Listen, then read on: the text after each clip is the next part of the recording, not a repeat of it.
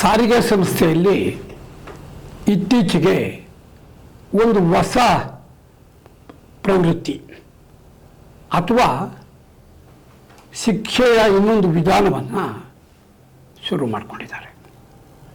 ಅದು ಅಕಸ್ಮಾತ್ ಒಂದು ಡಿವಿಷನಲ್ಲಿ ಮಾತ್ರ ಆಗಿರೋದು ಅಂತ ಹೇಳಿ ನಾನು ಮೊದಲು ಅಂದ್ಕೊಂಡಿದ್ದೆ. ಆದರೆ ಈಗ BMTCಯೂ ಸೇರಿ ಎಲ್ಲ 4 ಕಾರ್ಪೊರೇಷನ್ನ ಅನೇಕ ವಿಭಾಗಗಳಲ್ಲಿ ಈ ಒಂದು ಕ್ರಮ ನಡೀತಾ ಇದೆ. ಏನಪ್ಪ ಅಂತಂದರೆ ಕಳೆದ ಒಂದು 6-7-8 ತಿಂಗಳ ಹಿಂದೆ ಬಾಗಲಕೋಟೆ ಡಿವಿಷನ್ನಿಂದ ಸುಮಾರು 10 ಜನರನ್ನು ಸಿರ್ಸಿ ಡಿವಿಷನ್ ನಾರ್ತ್ ಕೆನರಾ ಡಿವಿಷನ್ಗೆ ಟ್ರಾನ್ಸ್ಫರ್ ಮಾಡಿದರು.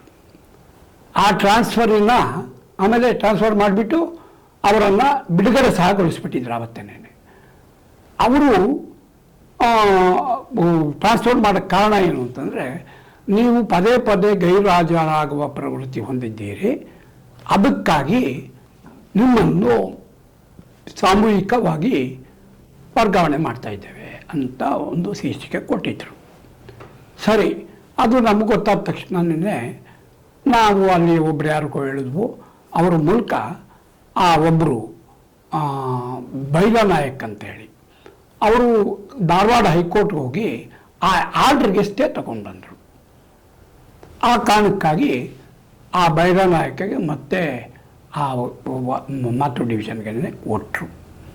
ಅದೇ ರೀತಿ ಇನ್ನೊಬ್ಬರು ಅದರ ಮೇಲೆ ತೊಗೊಂಡು ಬಂದರು, ಕೊಟ್ಟರು. ಆದರೆ ಇನ್ನು 8 ಜನಕ್ಕೆ ಕೊಡಲಿಲ್ಲ, ಯಾಕೆಂದರೆ ಅವರು ಹೈಕೋರ್ಟ್ಗೆ ಹೋಗಿ ಸ್ಟೇ ಆರ್ಡರ್ ತರಲಿಲ್ಲ. ಆದರೆ ಈ ಮಧ್ಯದಲ್ಲಿ ಇಲ್ಲಿಂದ ಬಿಡುಗಡೆ ಮಾಡಿಬಿಟ್ಟಿದ್ರು, ಅಲ್ಲಿಗೆ ಹೋಗಿ ರಿಪೋರ್ಟ್ ಮಾಡ್ಕೊಳ್ಳಿಲ್ಲ. ಈ ಹಿಂದಿನಲ್ಲಿ ಕೆಲಸ ಇಲ್ಲದೆ ಒಬ್ಬ ಮಹೇಶ ಅಂತೇಳಿ ಸತ್ಯ ಹೋದ. ದಾರಿ ಒಳಗೆ ಯಾವತ್ತೋ ಏನೋ ಇದಾಗಿ ಊಟಕ್ಕಿಲ್ದ ಏನೋ ತೊಂದರೆ ಆಗಿ ಸತ್ತೋದ. ಆ ಸಂದರ್ಭದಲ್ಲಿ ನಾನು ಅಲ್ಲಿನ ವ್ಯವಸ್ಥಾಪಕ ನಿರ್ದೇಶಕರಿಗೆ ಪತ್ರ ಬರೆದೆ. ಇದು ಅನಗತ್ಯವಾಗಿ ಮತ್ತು ಭಾಳ ಕೆಟ್ಟ ರೀತಿಯಲ್ಲಿ ಈ ಪ್ರವೃತ್ತಿ ಮಾಡ್ಕೊಂಡಿದ್ದೀವಿ, ಸರಿಯಲ್ಲ. ಇನ್ನು ಮಿಕ್ಕಿದ 8 ಜನಕ್ಕೆ ಒಬ್ಬರು ಸತ್ತೋಗಿದ್ದಾರೆ, ಮಿಕ್ಕಿದ 2 ಕೆಲಸಕ್ಕೆ ಬಂದಿದ್ದಾರೆ. 7 ಜನಕ್ಕೆ ನೀವು ದಯವಿಟ್ಟು ಕೆಲಸ ಕೊಡಿ ಅಂತ ಹೇಳಿ ಪತ್ರ ಬರೆದೆ.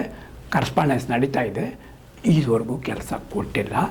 ಆದರೆ ಯಾರು ಸ್ಟೇ ತೊಗೊಂಡ್ಬಂದ್ರೋ ಅವ್ರಿಗೆ ಬೇರೆ ಬೇರೆ ರೀತಿಯಲ್ಲಿ ಈಗಲೂ ತೊಂದರೆ ಕೊಡೋದಂತೂ ಮುಂದುವರೆದಿದೆ.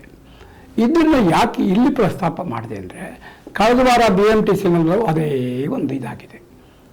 ಇಲ್ಲಿನ ಏನು ಹೊಸದಾಗಿ ಬಂದು MD ಅವರ ಸಲಹೆ ಮೇರೆಗೆ ಇಲ್ಲಿ ಸುಮಾರು 31 ಜನ ಚಾಲಕ, ನಿರ್ವಾಹಕ, ತಾಂತ್ರಿಕ ಸಿಬ್ಬಂದಿಗಳನ್ನು ಒಂದು ವಲಯದಿಂದ ಇನ್ನೊಂದು ವಲಯಕ್ಕೆ, ಅದು ದೂರ ಪ್ರತಿಯೊಬ್ಬರನ್ನು ಆಯ್ಕೆ ಮಾಡಿದಾಗೆ, ಉದಾಹರಣೆಗೆ ಈ ಕಡೆ ಬಿಡದಿ ಡಿಪೋದಲ್ಲಿದ್ದವರನ್ನು ಈ ಕಡೆ KR ನಗರ ಅಥವಾ ಯಲಹಂಕ, ಅರಸಿನಕುಂಟೆ ಡಿಪೋಗೆ, ಈ ಕಡೆ ಇದ್ದವ್ರನ್ನ ಆ ಲಾಸ್ಟಿಗೆ, ಈ ರೀತಿ ದೂರಕ್ಕೆ, ಅಂದರೆ ಸಿಟಿನಲ್ಲೇನೇ ಅವರು ಅಲ್ಲಿಂದ ಇಲ್ಲಿ ಬರಬೇಕಾಗಿದ್ರೆ ಸುಮಾರು 2 ಅವರ್ ಆಗಬೇಕು.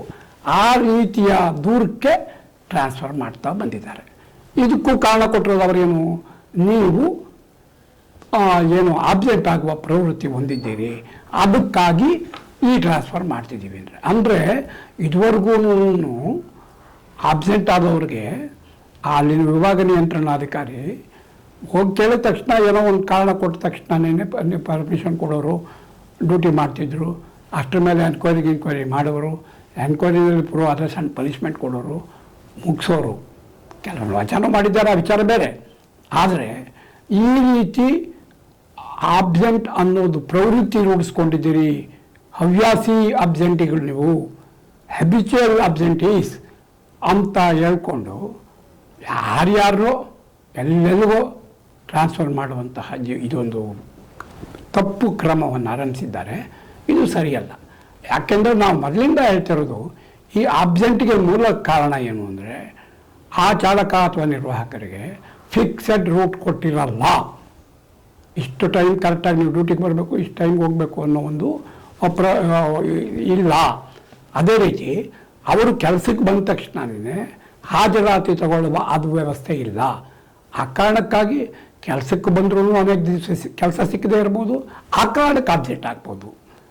ಮತ್ತು ಅವರಿಗೆ ಫಿಕ್ಸೆಡ್ ರೂಟ್ ಇಲ್ಲದೆ ಇರೋದ್ರಿಂದ ಯಾವಾಗಲೂ ಬರ್ತಾರೆ, ಆವಾಗ ಕೆಲಸ ಸಿಗ್ತಾನೂ ಇರ್ಬೋದು. ಇಂಥದ್ದು ಏನೋ ಆಗಿ ಆಬ್ಸೆಂಟಿಗೆ ಕಾರಣಗಳಾಗ್ತವೆ. ಅದರ ಮೂಲವನ್ನು ಸರಿ ಮಾಡದೆ ಆಬ್ಸೆಂಟಿ ಅನ್ನೋ ಒಂದು ಇದು ಕೆಟ್ಟ ಹಣೆಪಟ್ಟಿಗೆ ಹಚ್ಚಿ ಅವರನ್ನು ಟ್ರಾನ್ಸ್ಫರ್ ಮಾಡುವ ಮೂಲಕ ಅವರು ಅಲ್ಲಿ ಕೆಲಸಕ್ಕೆ ಹೋಗದೆ ಮತ್ತವರಿಗೆ ಸಂಸ್ಥೆಯಿಂದ ಬಿಟ್ಟು ಹೋಗುವಂತಹದ್ದು ಪ್ರವೃತ್ತಿಯನ್ನು ಮಾಡೋದು ಅದು ಸರಿಯಾದ ಆಡಳಿತ ಅಲ್ಲ, ಅದು ತಪ್ಪು ಆಡಳಿತ. ಈ ಆಡಳಿತ ಸರೋಗಬೇಕು ಅಂತ ಹೇಳಿ ಈ ಸಂದರ್ಭದಲ್ಲಿ ನಾನು ಒತ್ತಾಯಿಸ್ತೇನೆ. ನಮಸ್ಕಾರ.